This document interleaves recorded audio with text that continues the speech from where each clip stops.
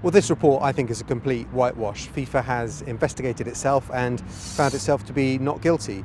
The truth is that they never had the powers to fully investigate the very serious allegations of bribery and corruption made against senior FIFA officials, the allegations that effectively votes were bought in the bidding process. In the case of Russia, the documents have all been lost or destroyed, with payments linked to the Qatar bid. They've not been able to follow those through. They don't have the legal powers to request bank details of payments. So I think this is a whitewash. I think the whole issue around England and the FA is a bit of a smokescreen, really, because England have disclosed information, but these are small allegations, these are small matters compared to the meat of what this report was supposed to be about, which is millions of pounds of bribes allegedly paid to FIFA officials. If it was the case that a bidding country subcontracted the dodgy work to consultants, that falls totally outside the remit of this inquiry.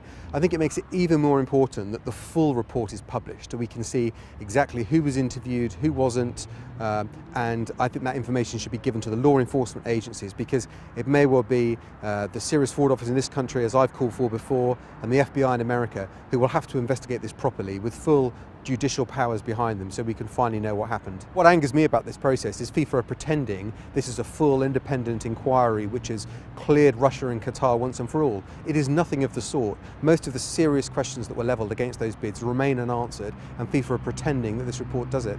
The FA have to answer for their behaviour during the bid like all other countries, but I don't think we should be too distracted by that.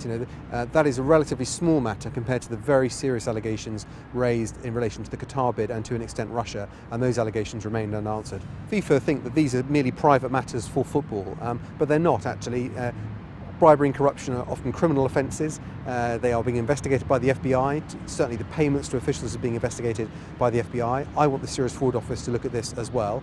I think FIFA will quickly find that this is a matter of international law, not just for them.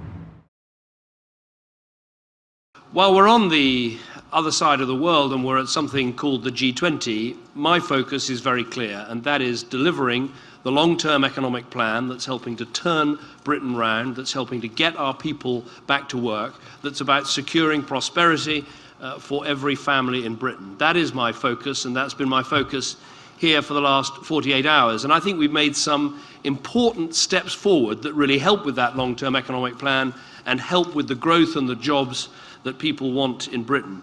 First of all, we focused on trade.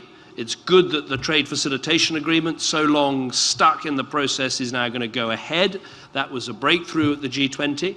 But also, we're very focused on the trade deals that can add to British growth, to British jobs, and in particular, we've just had a successful meeting between the countries of the European Union on the one hand and the United States on the other, to put rocket boosters under the Transatlantic Trade and Investment Partnership, the TTIP, which we think can add some 10 billion pounds to our side of the equation and can result in real jobs.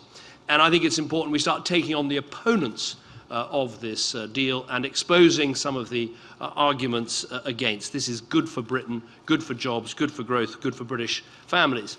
Second thing where we've made some important breakthroughs is an issue that I put up front and centre at the G8 that I hosted in Northern Ireland a couple of years ago, and that is making sure that big companies pay the taxes that they owe. This cooperation between different tax authorities to have greater transparency over tax and make sure there's greater fairness over tax, we made some real progress. There are now over 92 different countries and tax authorities properly sharing information, and as the OECD set out at this G20 meeting, the action we've already taken has resulted in $37 billion of extra tax being paid by big companies, and I think this is all to the good. The more we can make sure that big corporations pay their taxes properly, the less we have to tax hard-working people who I want to make sure keep more of their own money to spend as they choose. So again, the tax issue, like the trade issue, is not some arcane, distant, dry and dusty topic. It's directly relevant to delivering growth and jobs and the long-term economic plan in the United Kingdom.